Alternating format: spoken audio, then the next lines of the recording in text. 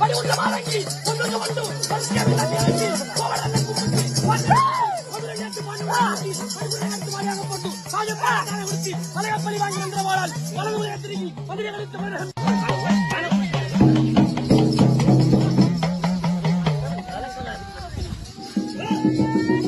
பாரணி கங்கை படிப்புள்ள மங்கை பரமரமே படத்துறங்கி வருகிறார் நந்தி புரிகளா எரிடம் வணங்குகிறானை இருந்தாலும்